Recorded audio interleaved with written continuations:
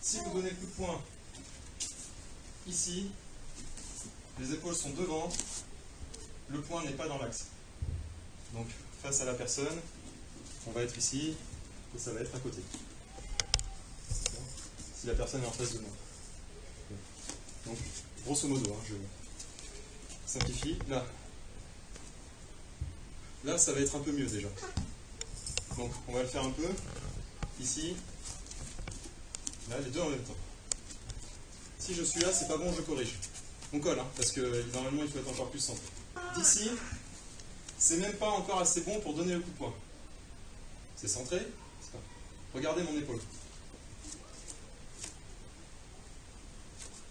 Ce geste court-là me permettra de gagner quelques centimètres lors de la touche. Alors qu'est-ce qui a fait mon épaule là? Mais mon omoplate se décolle un peu. Là.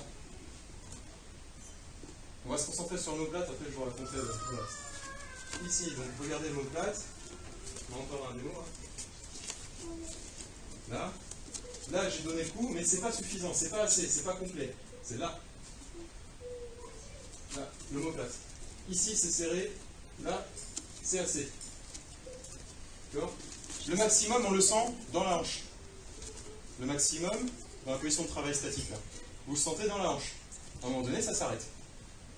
Je peux plus aller loin.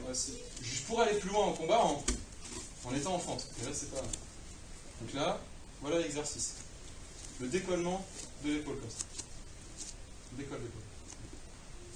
C'est solide, les muscles se contractent. D'accord? C'est bien dans le sujet. Ok, maté. Alors, la posture là, vous pouvez, si vous êtes comme ça, c'est pas très équilibré. Si, on peut, donc là voilà, il peut me pousser la jambe ou me pousser le corps et je vais tomber. Je vais tomber. Ouais, un peu plus concrètement, fais-moi perdre l'équilibre. Je vais perdre l'équilibre. Pousse-moi. Je vais perdre facilement l'équilibre. Là, ici, je vais être un peu plus les genoux fléchis pour la position de travail. Des fois, on sautille un peu plus. Je vais être un peu plus fléchi et je vais pouvoir éventuellement passer mon poids sur l'autre côté, mais toujours rester un peu plus stable. D'accord? Pousse un peu sur ma jambe. Non, pas avec les mains. C'est juste pour l'exercice. Voilà. Je vais pouvoir résister un peu plus. Pas forcément longtemps, mais un peu plus. D'accord? Donc, d'ici, on y va. Prenez cette posture. On le fait 5 fois de ce côté-là. Que ça. Le coup est déjà donné. Le coup est déjà donné. Le coup est déjà donné. Il est maintenu. C'est un exercice. Là. D'accord? Et sentir sur l'omoplate. Sentir que l'omoplate pour l'instant. Là, mais quand vous faites l'omoplate va au bout, la hanche est au bout aussi. D'accord? Non, on ne donne pas le point, il est déjà comme ça. On ne le donne pas. Il est là. On gagne, en décollant son omoplate, on gagne quelques centimètres. Et de l'autre côté, essayez de comprendre cette théorie-là. Là, le point est déjà donné, je l'ai donné. Mais il n'est pas au maximum. Il n'est pas au maximum. Regardez. Là, il va au maximum avec l'omoplate. Attention à ne pas perdre l'équilibre, là, pour l'instant. Ok, allez, de l'autre côté. 1, je reviens. 2, je reviens. Sans donner le coup. Le coup est déjà donné. 3, j'allonge le bras. 4, 5. Le travail de la hanche, dans cette position, ça va être... Regardez la hanche. Le départ, il est là. Que la hanche. La cheville, le genou, la hanche. C'est ça qui va donner le coup de poing. Le coup de poing, ça ne va pas être ça. Ou ça, ou ça. C'est ça, la force de la cheville, la force du genou, la force de la jambe, la force de la hanche, qui va envoyer les muscles du dos, l'épaule et le poing, et le coup est donné. Donc, le principal, là, pour le deuxième, c'est ce geste-là. Ah oui, d'accord. On le fait un peu en se tenant la hanche. En se tenant la hanche. Ça, c'est souvent le défaut d'être comme ça. C'est bien, hein, mais si le bras n'est pas tendu, voilà. C'est à distance rapprochée, nous on fait pas ça. Donc, pour pouvoir pénétrer tout à l'heure en fente, la hanche doit travailler. Si votre ceinture part un peu comme ça, si la ceinture part un peu comme ça, c'est que le geste est un peu bon. Hein. Un peu. Pour l'instant, un peu. Après, ça sera bon. Ensemble. Ensemble. En arrière. Ramenez votre hanche en arrière. Votre hanche en arrière. Là, pour l'instant, on est en arrière. Suivez. On ramène. On va pas trop vite. Pensez tai chi. En avant. En avant. Là, c'est fini, hein, le geste. On ne peut pas aller plus loin. Là, la jambe est bloquée. Pour aller plus loin, tout à l'heure, je devrais fendre un peu plus. Là. Allez. 1. Que 1. 2. 3. Avec le poing maintenant. Et pensez à l'omoplate. 1. 2. 3. L'autre côté. Les genoux un peu plus fléchis parce que là, on ne sautille pas, mais il faut penser dynamique. Jambes raides comme ça, si je suis dans cette posture-là et que mon cou est donné avec la jambe raide comme ça, regardez mon corps comment il est. Il est penché dans l'axe de ma jambe qui est raide. Donc, je vais m'en prendre plein la figure. Il faut être fier de donner le coup. Droit, droit. Hein, faut pas se pencher comme ça. Parce que nous, il y a une difficulté d'arbitrage, donc bon, il faut que le cou soit un peu plus long. Donc, l'autre côté, on y va. Vous avez changé de jambe? Allez. Juste la hanche, 3. 1. 2. On envoie la ceinture un peu de l'autre côté. 3. Avec le cou. 1. Et insister sur le omoplate à la fin. 2. 3. Il est nécessaire, pour bien comprendre ce que je raconte, de ne pas le faire trop vite. Moi, un peu comme le tai chi, là, je pense qu'il faut des fois faire le geste très doucement et ensuite le faire vite. Et pas le contraire. Pas le faire vite au début et doucement à la fin. Matez. Oui, le geste, là, on va essayer d'additionner tous les éléments. Le corps, pour le coup de poing, si je me penche en même temps que je donne le coup de poing, avec mes jambes tendues comme ça va être très difficile de porter le coup, de le toucher. Je ne serai pas à la bonne distance. Donc, la hanche, le poing. La hanche donne en avant. Le dos droit. Donc, voilà la posture. L'omoplate. Ça, c'est des petits détails qu'on peut penser en travaillant avec le partenaire. On n'est pas obligé de faire tout le temps rapide.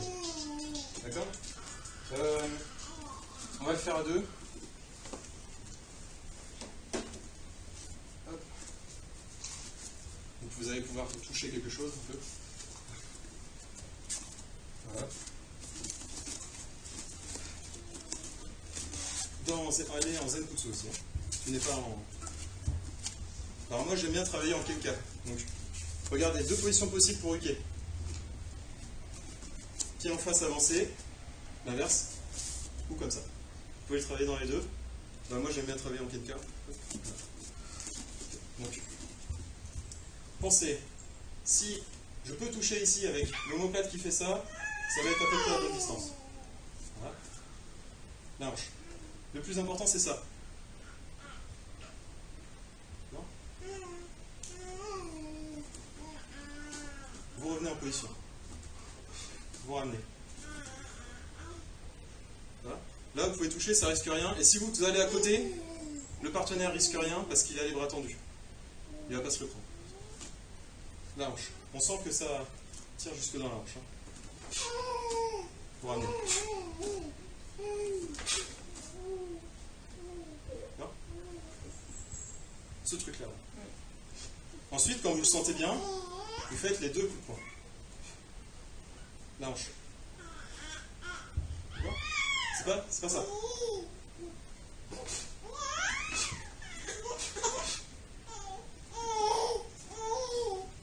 On va éviter ça. L'autre côté, pas obligé de bouger, on peut aussi travailler avec les...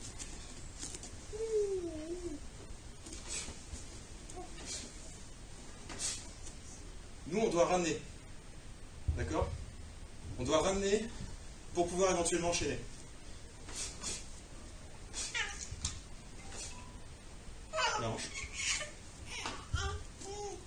coup circulaire qui s'appelle Huracan. Coup circulaire en revers. Dans l'idée de ce que vous a fait travailler Roger ce matin, à cette distance-là, ça suffira. Point ouvert ou point fermé, comme vous le sentez. Et là, c'est chacun son tour. Jeu de main. Je devine. D'accord ? Je vous donne pas plus d'informations, mais regardez. Avec une main, je mouline comme ça. Je touche, en fait, je pousse, ou je mets vers le bas. Hein ? C'est pas une saisie, mais bon. Vas-y. On contrôle, on s'arrête avant ou on touche légèrement, mais c'est tout. Faire un enchaînement avec ces deux coups de poing. Question de travail. Voilà. 1. Celui-là qu'on vient de faire, Huracan. Je vous fais travailler un peu statique pour l'instant. Huracan. Pour faire Huracan efficacement, si je donne directement, c'est pas bon.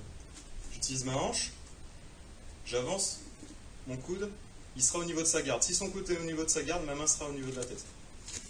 Si je donne le coup à partir d'ici, je serai dans la garde. Oh, ça peut. Non mais la garde. Voilà. Là, c'est plus difficile si la garde est là. Hein. Parce qu'il faut que je pénètre. Donc là,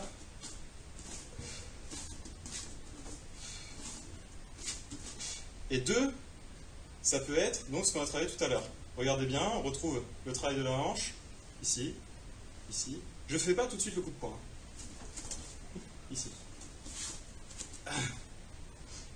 Donc, 1, faut penser à ça, j'exagère. J'exagère, c'est pour vous habituer à pénétrer dans la garde. D'accord ? Et 1, je suis ici. 2, le travail de la hanche.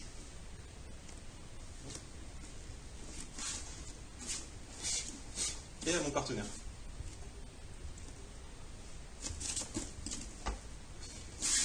Alors, on peut exagérer un peu le travail des épaules et de la hanche pour le Huracan, pour être ici.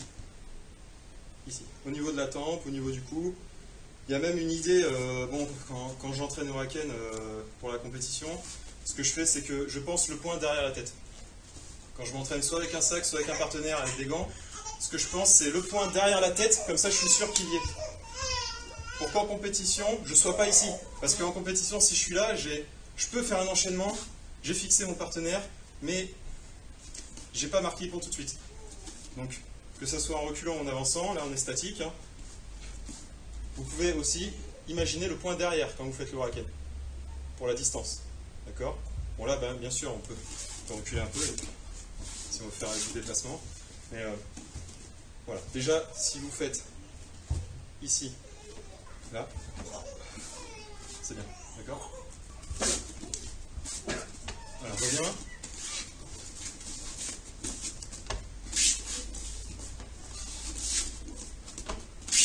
Avec un peu des petits déplacements. Obligatoirement un enchaînement point-pied tous les deux. Donc il y a un échange. On fait un échange. Voilà. Bon. Par exemple, s'il y a projection, d'accord ? Projection simple. Bon, là, je continue de marquer des points. Ça va ? Ensuite, au sol, je dois l'achever par clé ou immobilisation. Donc, clé, c'est ce que vous avez fait ce matin, des clés sur le bras ou sur le poignet. Là, là. C'est la seule autorisée sur le poignet en jiu-jitsu combat, dans le règlement sportif. C'est la seule. En randonnée, vous aurez le droit de la faire si vous voulez, mais que celle-là. Pas celle-là, celle-là est interdite. Celle que vous avez fait ce matin en tordant comme un tournevis, elle est interdite. Alors, d'ici, vous reprenez ce qu'on a fait tout à l'heure. D'accord ? Vous rentrez, mais au lieu de sortir tout à l'heure, là, maintenant, et là, quand je sors, si je mets un peu l'omoplate, ça va un peu plus loin, hein. Quand je sors, je prends le pied au passage avec mon pied avancé. Voilà. Quand je sors. Hop, et là, le principe, ça va être d'écarter ses jambes. Hein. Position du pied, crochet, comme ça. D'accord. C'est un crochet. Ensuite, normalement, travailler au sol. Le judo, on fait ça. Là, on accroche. c'est pas très dur. Hein. Le crochet, avec le pied comme ça, le talon d'Achille du partenaire sera là. On tire son pied dans le sens de ses orteils. Et on écarte ses jambes. C'est en écartant ses jambes qu'elle va tomber. On a un point d'appui là, un point d'appui là qu'on est en train d'enlever. Elle va tomber. Elle va tomber à condition, ça c'est la condition que le partenaire est surpris dans la position avec un peu plus de poids sur l'avant que sur l'arrière. On verra après s'il y a poids sur l'arrière, mais c'est après. Là, le poids est, comme moi, on est tous les deux vers l'avant.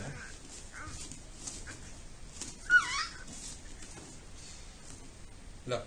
De là, vous tournez dans un pied. Je rajoute la liaison de boussole, hein, parce que vous connaissez un peu ça. Là, normalement, on tient la jambe là. On peut faire un petit trou sur le côté.